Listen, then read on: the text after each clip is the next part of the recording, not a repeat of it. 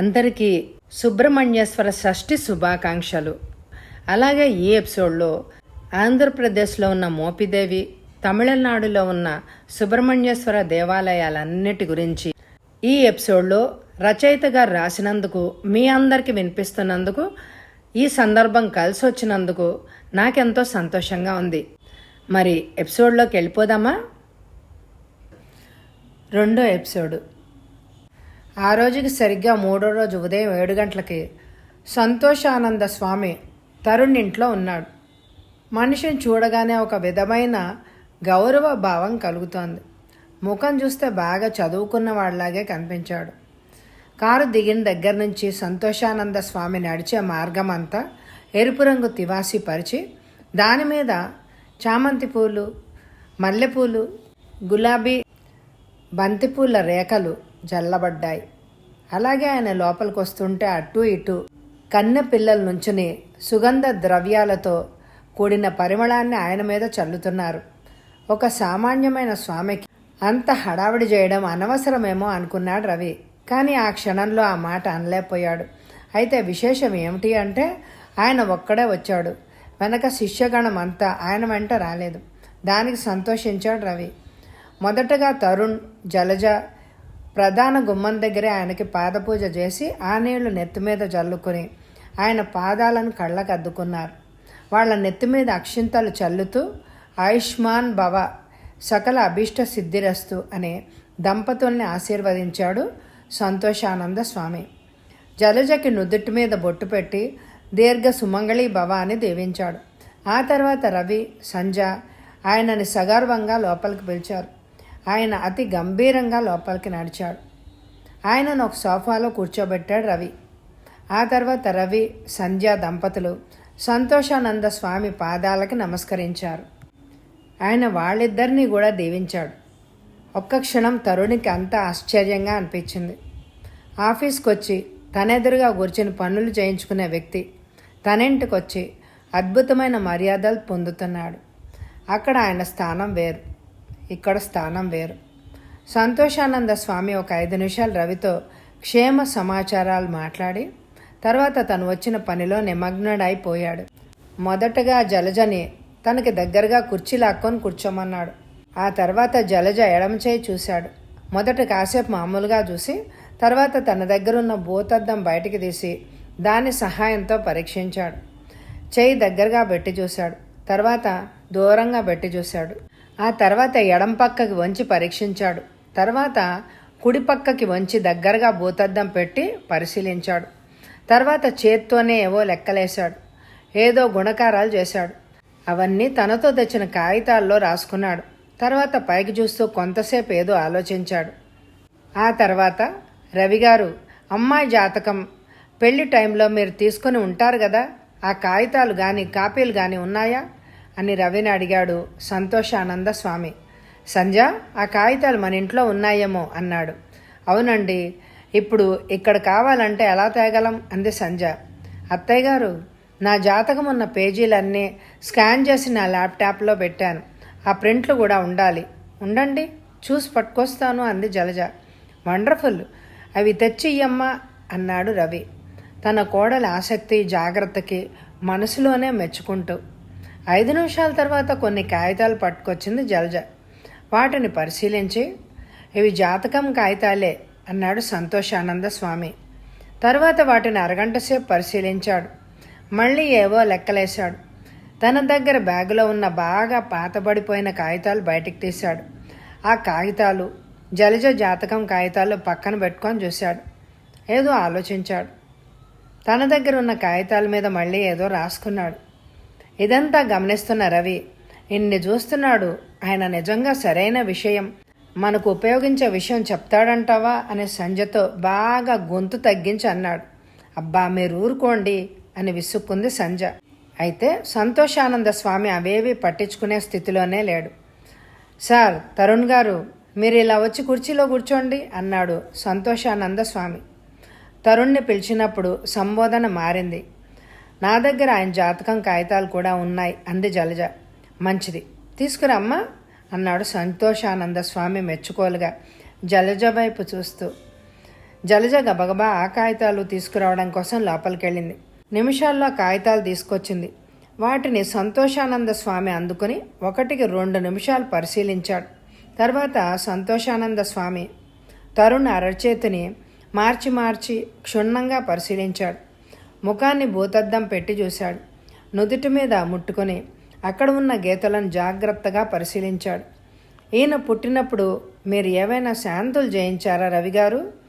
ఎందుకంటే ఆయన జాతకం ప్రకారం శాంతి చేయవలసిన నక్షత్రంలో పుట్టారు అని అడిగాడు సంతోషానంద స్వామి. అప్పుడు గండాల శాంతి చేశామండి. హోమం, సంతర్పణ చేశాం. అలాగే సూర్య నమస్కారాలు, రుద్రాభిషేకం కూడా చేయించాం అన్నాడు రవి. అందుకని అటు మీకు కానీ ఇటు తరుణికి కానీ ఎలాంటి ఆపద రాలేదు. అది సరే స్వామి, మరి సంతానం కలగడం ఆలస్యం ఎందుకంటారు? ఏదైనా జాతక దోషమా? గ్రహశాంతి వలన అలా జరుగుతోందా అడిగింది సంజ. బహుశా 2 కావమ్మా. రవిగారి కుటుంబీకులు పూర్వకాలంలో చేసిన పాపాలు ఇప్పుడు శాపాలుగా అయి పీడిస్తున్నాయి అన్నాడు సంతోషానంద స్వామి. ఆ మాటలు వినేసరికి రవికి విపరీతమైన కోపం వచ్చింది. అదేంటి స్వామి అలా అంటారు? మా పూర్వీకులు నాకు తెలిసి ఏ పాపాలు చేయలేదు. పైగా మా తాత ముత్తాతలు గుళ్ళు గోపురాలు కూడా కట్టించారు అన్నాడు రవి. అప్పుడు సంతోషానంద స్వామి నవ్వుతూ, నేను ఇది చెప్తే మీరు ఒప్పుకోరని, మీకు కోపం వస్తుందని నాకు తెలుసు. మీ వాళ్ళు దేవాలయాలు కట్టించి ఉండొచ్చు, కాదన్ను. కానీ జరిగింది మనం కాదనలేం కదా అన్నాడు. అదే మా వాళ్ళు పాపం చేశారని మీరు అసలు ఎలా చెప్పగలరు అని రెట్టించాడు రవి. చూడండి రవి గారు, మనం కొన్ని విషయాల్ని ఒప్పుకోకపోవచ్చు, కానీ ఎప్పుడో జరిగిపోయిన వాటిని కాదనలేం కదండి అన్నాడు సంతోషానంద స్వామి ఏ మాత్రం సహనం కోల్పోకుండా. ఇంతకీ ఏం జరిగిందంటారు అన్నాడు రవి అసహనంగా. మీరే చెప్పారుగా మీ తాత ముత్తాతలు గుళ్ళు కట్టించారని. అప్పుడు పునాదులు అవి తవ్వేటప్పుడు పాము పుట్టలు ఉండుంటాయి. సహజంగా అక్కడ పనిచేసేవాళ్ళు వాటిని తవ్వేసి ఉంటారు. అలాగే ఆ పుట్టల్లోంచి బయటకు వచ్చిన పాములను చంపేసి ఉంటారు. పనివాళ్ళు చేసే పాపాలు యజమానికే దక్కుతాయి. కనుక మీ పూర్వీకులు పాపం చేసినట్టే లెక్క. ఆ సర్పహత్య దోషమే మిమ్మల్ని వెంటాడుతోంది. ఆ విషయమే తరుణ్ గారి జాతకం పరిశీలించినప్పుడు, చేతి రేఖలు విశ్లేషించి వాటిని అర్ధ వివరణ చేసినప్పుడు తెలుస్తోంది. ఇందులో నా ఊహ, కల్పితం ఏమాత్రం లేవు. కావాల్సి వస్తే ఇంకెవరికైనా చూపించండి. అయితే దయచేసి పేపర్లో ప్రకటన ఇచ్చే వాళ్ళని, వందలాది శిష్యులను పోగు చేసేవారిని సంప్రదించకండి. ముఖ్యంగా కంప్యూటర్ జాతకం చెప్పే వాళ్ళతో అస్సలు మాట్లాడకండి. వాళ్ళకి ఏమీ తెలియదు. డాక్టర్లలో క్వాక్కులు ఎటువంటి వారో మా శాస్త్రంలో కంప్యూటర్లు వాడేవాళ్ళు కూడా అటువంటి వాళ్లే అన్నాడు సంతోషానంద స్వామి. అవన్నీ ఈయనకెలా తెలుసు? గెస్ వర్కా లేక నిజంగా ఇప్పటికీ జాతకాలు, హస్త సాముద్రికాలు ఆ విషయాలను చెప్తున్నాయా? ఏమో, సబ్జెక్ట్ని బాగా క్షుణ్ణంగా చదివి పరిశోధనలు చేస్తే తెలుస్తాయేమో అని మీమాంసలో పడిపోయాడు రవి. మీ ఆలోచన నాకు అర్థమైంది. ఇవన్నీ నేను చెప్పడం లేదు, శాస్త్రం చెప్తోంది అన్నాడు సంతోషానంద స్వామి. సరే, మీరు చెప్పిందే నిజమనుకుందాం. మరి ఆ సమస్యకి పరిష్కారం ఏంటి? లేకపోతే లేదా అడిగాడు రవి. చేసిన పాపానికి ప్రతిఫలం అనుభవించక తప్పదు. మనం కొన్ని పూజలు, జపాలు చేయించవచ్చు. ఆ విషయంలో నేను నీకు సహాయం చేయగలను. నాకు తెలిసిన బాగా శాస్త్రం చదువుకున్న మనుషుల చేత చేయించగలను. కాకపోతే మనం చేసే పూజలు, వ్రతాలు మన పాపాలను సమూలనంగా నాశనం చేయలేవు. అవి మన పాప ఫలితాన్ని భరించే శక్తినిస్తాయి. అవి మనకి ఎండలో పెడుతుంటే చెప్పులు గొడుగు లాగా పనిచేస్తాయి. అంటే ఎండ తీవ్రత కొంత తగ్గిస్తాయే కానీ ఎండ వేడిమిని, తాపాన్ని తీసివేయలేవు. మన పాపాల్ని సమూలనంగా నశింపజేసే శక్తి కేవలం భగవంతుడికే ఉంది. ఈ కాలంలో ఆయన్ని ప్రసన్నం చేసుకోవాలి అంటే సదా ఆయన నామ జపం చేయడమే అంటారు పెద్దలు. కానీ ఈ రోజుల్లో అది అసాధ్యమే అన్నాడు సంతోషానంద స్వామి. స్వామి, మరి మా అబ్బాయి కోడల పరిస్థితి మెరుగుపడే అవకాశమే లేదా అని ఆందోళనగా అడిగింది సంజ. నేను చెప్పినట్టు జపాలు, పూజలు చేయిద్దాం. మీ అబ్బాయిని కోడల్ని రాష్ట్రంలోని అన్ని కుమారస్వామి దేవాలయాలు, దేశంలో సుబ్రహ్మణ్యేశ్వర స్వామి దేవాలయాలని సందర్శించుకుని అక్కడ అభిషేకాలు పూజలు చేయమని చెప్పండి. అలాగే వీలైనన్ని నదులలో స్నానం చేయమని చెప్పండి. కొంత ఫలితం ఉండొచ్చు. ఇక్కడ ఒక విషయం ఏమిటి అంటే, ఆ సుబ్రహ్మణ్యేశ్వర స్వామి దయ వల్ల చాలా వరకు దోషం తొలగిపోవచ్చు. మీ అబ్బాయికి సంతాన ప్రాప్తి కలగొచ్చు అన్నాడు సంతోషానంద స్వామి. పోనీలేండి, ఆ దేవుడి దయ మీ నోటి చలవతో మా అబ్బాయికి సంతాన ప్రాప్తి అంటూ కలిగితే అదే 10,000 అంది సంజ. అయితే ఇక్కడ ఒక విషయం మీకు చెప్పాలి అని అనుకుంటున్నాను కానీ అని ఆగిపోయాడు సంతోషానంద స్వామి. ఏదో చెప్పబోయి ఆగిపోయారే? సందేహించకండి స్వామి, చెప్పండి అని ప్రార్థించింది సంజ. నిజంగానే సందేహిస్తున్నాను, అయినా చెప్పక తప్పదు. మీ అబ్బాయికి ఒకవేళ పుడితే అబ్బాయో అమ్మాయో పెద్ద సంచలనం సృష్టించేవాళ్ళు అవుతారు అన్నాడు సంతోషానంద స్వామి. తరుణ్, జలజ అప్పుడు జరిగిన సంభాషణ అంతా మౌనంగా ఆసక్తిగా వింటున్నారు. అంటే వాళ్ళ వల్ల మా కుటుంబానికి గొప్ప పేరు, పరువు, ప్రతిష్టలు వస్తాయి అంటారా స్వామి అని అడిగారు. అంతవరకు మౌనంగా ఉన్న రవి. అలా అని నేను చెప్పలేను కూడా. వాళ్ళ వల్ల ఏదో అసాధారణమైన విషయం జరుగుతుందని తెలుస్తోంది. అది ఖచ్చితంగా మంచో చెడో చెప్పడం, దుస్సాహసం చేయడం తప్పు అన్నాడు సంతోషానంద స్వామి. ఇంతకీ అసలు మీరేమంటున్నారో మాకు అర్థం కావడం లేదు స్వామి అంది సంజ కొంచెం అయోమయంతో కూడిన భయంతో. అంటే వాళ్ళ వల్ల మీ కుటుంబం పేరు రచ్చకెక్కుతుందని సూచిస్తున్నాయి మీ అబ్బాయి కోడలి జాతకాలు. ఇప్పటి రోజుల్లో చెప్పాలంటే పేపర్లు, టీవీలు, సోషల్ మీడియాలో వాళ్ళ పేరు మారుమోగిపోతుంది. ముందు ఇందాక చెప్పినట్టుగా అబ్బాయిని కోడల్ని తీర్థయాత్రలకి పంపించండి అన్నాడు సంతోషానంద స్వామి. ఏది ఏమైనా ముందుగా మీరు చెప్పినట్టు వాళ్ళని వెంటనే ఆలయాలకి, నదీ స్నానాలకి పంపిస్తాను. వాళ్ళని నీట ముంచిన, పాల ముంచిన మీదే భారం స్వామి అంది సంజ.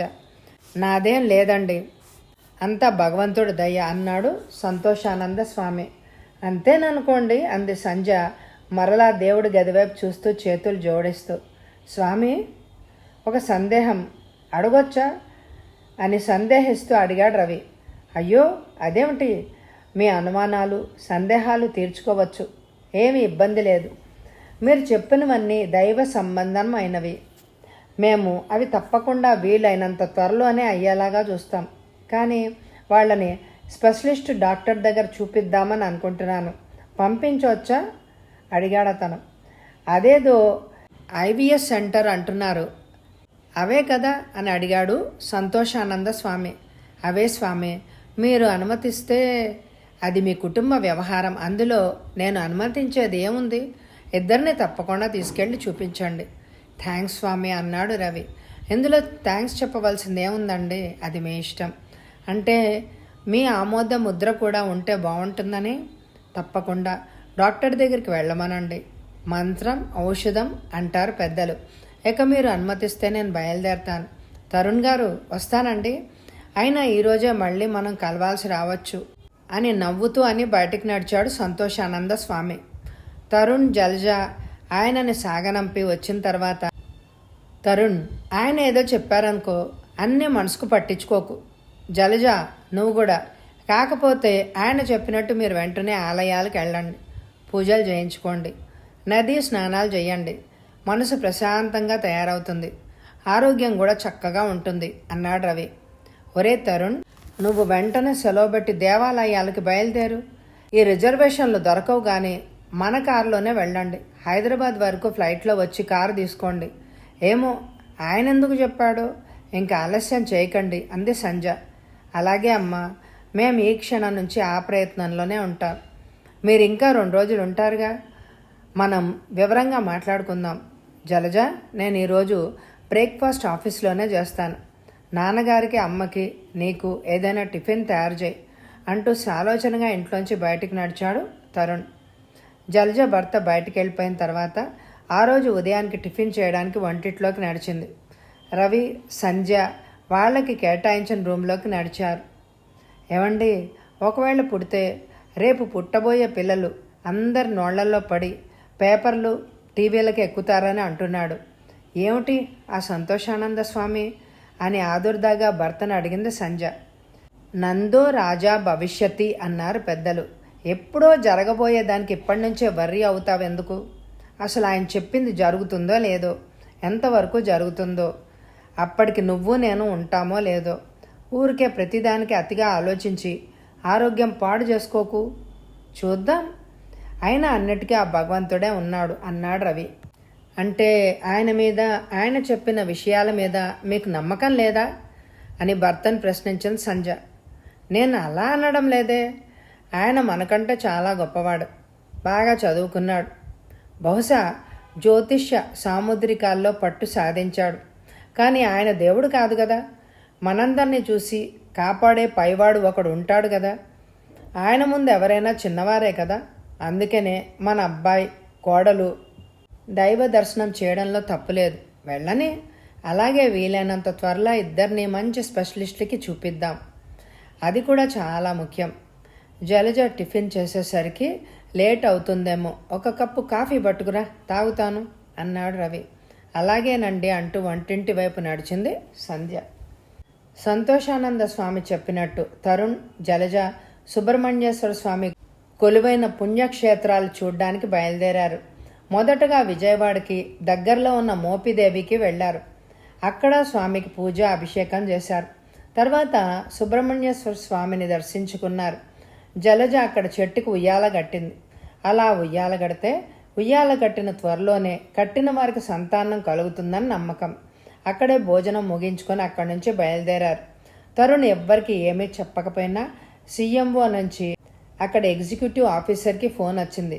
అందుచేత తరుణ్ దంపతులకి అన్నీ ప్రత్యేకంగా ఏర్పాటు చేశారు దేవస్థాన అధికారులు. తరుణ్కి ఆ ఏర్పాటు ఇబ్బందిగా అనిపించినా కాదనలేకపోయాడు. ఆ తర్వాత చెన్నై చేరుకుని అక్కడ రెస్ట్ తీసుకున్నారు. అక్కడి నుంచి తమిళనాడులో తిరుపుర కుండ్రం వెళ్లారు. ఆ తర్వాత తిరుచెందూరు, పళని, స్వామిమలై, తిరుత్తణి, పళముది చోళై వెళ్ళి స్వామిని దర్శించుకుని పూజ, అభిషేకాదులు చేయించుకున్నారు.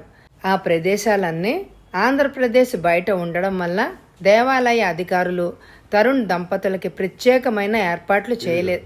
తరుణ్కి హాయిగా అనిపించింది. తృప్తిగా అన్ని దేవాలయాల్లో పూజలు, దర్శనం చేసుకున్నారు. కావాలంటే అక్కడ కూడా తాను ఫలానా అని చెప్తే పక్క రాష్ట్రం సీఎంఓలో పనిచేస్తున్నాడు కనుక తప్పక ప్రత్యేక ఏర్పాట్లు చేసేవారు. కానీ తరుణ్కి మామూలు భక్తులతో పూజలు చేయించుకోవడం, దర్శనం చేసుకోవడం ఇష్టం. తిరుత్తణి నుంచి దాదాపు 12 గంటలు ప్రయాణం చేసి కర్ణాటకలోని కుక్కే చేరుకున్నారు.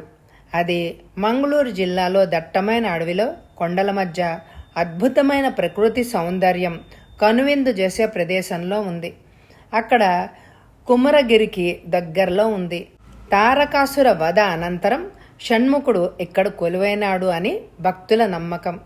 అలాగే వాసుకిని గరుడ పక్షి తరుముతూ ఉంటే పరమేశ్వరుడు వాసుకుని కుక్కేలో తల దాచుకోమని చెప్పాట. అప్పటి నుంచి వాసుకి కుక్కేలో శరణు పొందింది అని పురాణ వచనం. మొదటగా తరుణ్, జలజ కుమారధారలో స్నానం చేశారు. అప్పుడు ఆది సుబ్రహ్మణ్యేశ్వర స్వామిని దర్శించుకున్నారు. అక్కడ దేవుణ్ణి ఆది సుబ్రహ్మణ్యేశ్వర స్వామి అని పిలుస్తారు. తర్వాత షణ్ముఖ సుబ్రహ్మణ్యేశ్వర స్వామి ఆలయానికి వెళ్లారు. ఆలయ గర్భాలయంలోకి వెళ్లే ముందు తరుణ్ తన చొక్కాని విప్పి తన వెంట తెచ్చుకున్న సంచిలో పెట్టుకున్నాడు. చొక్కాతో మగవాళ్లని గర్భగుడిలోకి అనుమతించరు. షణ్ముఖుడు సికి వాహనంపై దర్శనమిచ్చాడు. గర్భగుడిలోనే వాసుకి దర్శనం కూడా అయింది. తరుణ్ దంపతులకి ఎంతో తృప్తిగా దర్శనం చేసుకుని బయటికి వచ్చారు తరుణ్, జల్జ. బయటికి వచ్చి చుట్టుపక్కల మిగిలిన దేవాలయాల దర్శనం కూడా చేసుకున్నారు. అప్పుడు తీరిగ్గా ప్రకృతి అందం తిలకించి ఇద్దరూ తన్మయత్వంలో మునిగి తేలారు. ఆ తర్వాత ఘాటి వెళ్లి మధ్య సుబ్రహ్మణ్యేశ్వర స్వామి దర్శనం, నాగాల మడికే వెళ్లి అంచె సుబ్రహ్మణ్యేశ్వర స్వామి దర్శనం చేసుకున్నారు. ఎందుకంటే మధ్య, అంచె సుబ్రహ్మణ్యేశ్వర స్వామిల దర్శనం చేసుకోకపోతే కుక్కేలో స్వామి దర్శనం చేసుకున్న ఫలితం ఉండదని కుక్కే స్థల పురాణంలో ఉంది. అలా తరుణ్, జలజ దక్షిణాది రాష్ట్రాలలో ఉన్న అన్ని సుబ్రహ్మణ్యేశ్వర స్వామి ఆలయాల్లో స్వామిని దర్శించుకొని పూజలు అభిషేకాలు చేసుకుని వీలైనన్ని చోట్ల నదీ స్నానాలు చేసి విజయవాడ చేరుకున్నారు. వెంటనే తన తల్లిదండ్రులకి ఫోన్ చేసి అన్ని దేవాలయాలు దర్శించుకుని క్షేమంగా ఇంటికి చేరుకున్న విషయం చెప్పాడు తరుణ్. ఇంటి దగ్గర కారు దిగగానే డ్రైవర్తో సహా కారుని హైదరాబాద్ పంపించేశాడు. డ్రైవర్తో వివిధ దేవాలయాల ప్రసాదాలు విభూది పంపించింది జలజ. జలజ తరుణ్లకి చాలా రోజులు ఊళ్ళు తిరగడం వల్ల కొంత బడలికగానే ఉంది. అయితే ఇద్దరు వయసులో చిన్నవాళ్లే కనుక తొందరలోనే కోలుకున్నారు. మళ్ళీ ఇద్దరు తమ తమ రొటీన్లో పడిపోయారు. తీర్థయాత్రలకు వెళ్లి వచ్చిన వారం రోజుల తర్వాత విజయవాడలోనే అందరికంటే మంచి పేరున్న గైనకాలజిస్ట్ డాక్టర్ శైలజ దగ్గర అపాయింట్మెంట్ తీసుకున్నాడు తరుణ్. అపాయింట్మెంట్ తీసుకున్న రోజున గైనకాలజిస్ట్ దగ్గరికి వెళ్లారు జలజ తరుణ్. మొదట ఆవిడ అసిస్టెంట్ జలజను పరీక్షించింది. పీరియడ్స్ గురించి, ఆ సమయంలో ముందు వచ్చే ఇబ్బందులు సమస్యలను గురించి ప్రశ్నలు అడిగింది. అప్పుడు తరుణ్ని లోపలికి రమ్మంది. ఇద్దరితో కొన్ని విషయాలు చర్చించింది. ముఖ్యంగా వాళ్ల దాంపత్య జీవితం గురించి మాట్లాడింది. అన్నీ కేస్ షీట్లో పొందుపరిచింది. ఆ తర్వాత జలజ పరీక్ష వివరాలు, తర్వాత ఇద్దరితో చర్చించిన వివరాలు రాసి ఉన్న కేస్ షీట్ మేడం దగ్గర ఉంచింది. తర్వాత గైనకాలజిస్టు జలజని క్షుణ్ణంగా పరిశీలించింది. జలజని కొన్ని ప్రశ్నలు అడిగింది. ఆ తర్వాత తరుణ్ని లోపలికి రమ్మంది. ఇద్దరిని తన ఎదురుగా ఉన్న కుర్చీలో కూర్చోమంది. ఇద్దరూ కూర్చున్నారు. చూడండి మిస్టర్ తరుణ్, ఆవిడలో నేను చూసినంత వరకు ఏమీ లోపం లేదు. బహుశా మీలో కూడా ఏమీ లోపం ఉండకపోవచ్చు. ఎనీవే అన్ని రూల్స్ అవుట్ చేయడానికి నేను కొన్ని టెస్టులు రాస్తాను. అవన్నీ మా హాస్పిటల్ ల్యాబ్లోనే చేస్తారు. కాకపోతే మీ సెమన్ అనాలిసిస్ చేయాలి అంటే మీరిద్దరూ కనీసం 5 రోజులు దూరంగా ఉండాలి అంది డాక్టర్ శైలజ. 5 రోజులేంటి డాక్టర్? మేం 10 రోజులు యాత్రలు చేశాం, వచ్చి వారమైంది. ఈ 15 రోజులు మేం దూరమే అన్నాడు తరుణ్ నవ్వుతూ. ఫైన్, అలా అయితే ఇద్దరు అన్ని టెస్టులు ఈరోజే చేయించుకోండి. ఏం టెస్టులు చేయాలో రాసిచ్చాను. రిజల్ట్స్ రావడానికి 4-5 రోజులు పట్టొచ్చు. రిజల్ట్స్ రాగానే మా అసిస్టెంట్ ఫోన్ చేస్తుంది. మీరప్పుడు ఇక్కడికి రండి ఇద్దరు. అప్పుడు కోర్స్ ఆఫ్ ట్రీట్మెంట్ డిస్కస్ చేసి డిసైడ్ చేద్దామంటూ టెస్టులు రాసిన కాగితం తరుణ్కి ఇచ్చింది doctor Shailaja. Sure doctor, thanks doctor, good day అన్నాడు కుర్చీలోంచి లేస్తూ. డాక్టర్ ఇచ్చిన కాగితం అందుకుంటూ నమస్కారం పెట్టాడు Tarun. You too have a nice day అంది డాక్టర్ శైలజ నవ్వుతూ నమస్కారం పెడుతూ. డాక్టర్ రాసిన కాగితం చూపిస్తే ల్యాబ్ వాళ్ళు లెక్కలేసి మొత్తం 10,000 కట్టాలి అన్నారు. తరుణ్ వెంటనే డబ్బులు ఫోన్ ద్వారా పే చేసేశాడు. తరుణ్ జల్జలు ల్యాబ్లోకి వెళ్ళి టెస్టులన్నీ చేయించుకున్నారు. డాక్టర్ చెప్పినట్టే రిజల్ట్స్ రావడానికి కనీసం 3 రోజులు పడుతుందని, అవి రాగానే ఫోన్ చేస్తామని ల్యాబ్ వాళ్ళు చెప్పారు. సరే అని చెప్పి తరుణ్ జల్జా తమ ఇంటికి బయలుదేరారు. 4 రోజుల తర్వాత ల్యాబ్ వాళ్ళు రిపోర్ట్ రెడీ అని ఫోన్ చేశారు. తరుణ్ జల్జా ల్యాబ్లో రిపోర్ట్స్ తీసుకొని గైనకాలజిస్ట్ దగ్గరికి వెళ్ళారు. ఆవిడ రిపోర్ట్స్ అన్నీ పరిశీలించింది. తరుణ్ గారు రిపోర్ట్స్ అన్నీ బాగానే ఉన్నాయి, ఎక్కడా ఏమీ తేడా లేదు. మీలో కానీ జలజ గారిలో కానీ ఏ లోపం లేదు అంది డాక్టర్ శైలజ. మరి ఆగిపోయాడు తరుణ్. కొంతమంది జంటల విషయంలో మీ విషయంలో జరిగినట్టే జరుగుతూ ఉంటుంది. ఇద్దరికీ అన్నీ నార్మల్గానే ఉన్నా సంతానం కలగడంలో ఆలస్యం ఉంది అంది డాక్టర్. ఎందువల్ల అంటారు అడిగాడు తరుణ్. దానికి ప్రత్యేకమైన కారణం ఇది అని చెప్పలేం. మొట్టమొదటిగా స్త్రీ అండాశయం విడుదల చేసే ఎగ్ అన్ని విధాలుగా ఆరోగ్యంగా ఉండాలి. స్త్రీకి పుట్టుకతోనే అండాశయంలో 100 కొలది ఎగ్స్ ఉంచబడతాయి. నెలకొక్కటి చొప్పున విడుదలవుతాయి. మనం చేసిన టెస్టులు బట్టి జల్జగారు ఆరోగ్యవంతమైన ఎగ్స్ విడుదల చేసే అవకాశం ఉన్నాయని తెలిసింది. అలాగే మీ sperm quantity wise quality wise పూర్తిగా నార్మల్ అని తేలింది. మామూలుగా మగవాడి స్పెర్మ్ ఆరోగ్యవంతంగా ఉండి మంచి కదలికలు కలిగి ఉండాలి. స్త్రీ ఎగ్ ఆరోగ్యవంతంగా ఉండాలి. అయినప్పటికీ స్త్రీ పురుషులు కలిసిన ప్రతిసారి ఆ కలయిక ఫలితం అవ్వాలి. స్త్రీ గర్భం దాల్చాలనేమీ లేదు. దానికి ఎన్నో కారణాలు ఉండొచ్చు. ఉదాహరణకి స్త్రీలో ఎగ్ విడుదలయ్యే సమయానికి స్త్రీ పాలలోపియస్ ట్యూబ్స్లో స్పెర్మ్ ఉండకపోవచ్చు. ఎగ్ జీవితకాలం 12 నుంచి 24 గంటలు నుంచి 5 రోజుల వరకు సర్వైవ్ అవుతాయి. ఆ తర్వాత ఆ స్పెర్మ్ పాలలోపియన్ ట్యూబ్స్ చేరడానికి 15 నుంచి 45 నిమిషాలు పడుతుంది. అక్కడ నుంచి సుమారు 5 రోజుల వరకు స్పెర్మ్ ఎగ్ కోసం ఎదురు చూస్తూ ఉంటాయి. ఒకవేళ ఆ సమయంలో ఎగ్ విడుదలయ్యి అక్కడికి చేరుకుంటే ఫెర్టిలైజేషన్ జరుగుతుంది. ఒక ప్రాసెస్ ప్రకారం జరుగుతుంది. ఇవన్నీ ఎటువంటి ఆటంకం లేకుండా ఉండడానికి చాలా అనుకూలమైన పరిస్థితులు అవసరం. అవన్నీ సమకూడితేనే స్త్రీ గర్భం దాలుస్తుంది. ఆ తర్వాత ఏమైందో వచ్చే ఎపిసోడ్లో విందామా? ఈ ఎపిసోడ్కి ఎక్కువ లైకులు ఇవ్వండి. అలాగే ఎవరైనా సబ్స్క్రైబ్ చేసుకోకపోతే తప్పకుండా సబ్స్క్రైబ్ చేసుకోండి. ఎండ్ స్క్రీన్లో ఇదివరకు చదివిన నవలలు, కథలు, క్రైమ్ స్టోరీసు, సస్పెన్స్ కథలు ఉంటాయి. తప్పకుండా వినండి. Thank you very much my dear friends.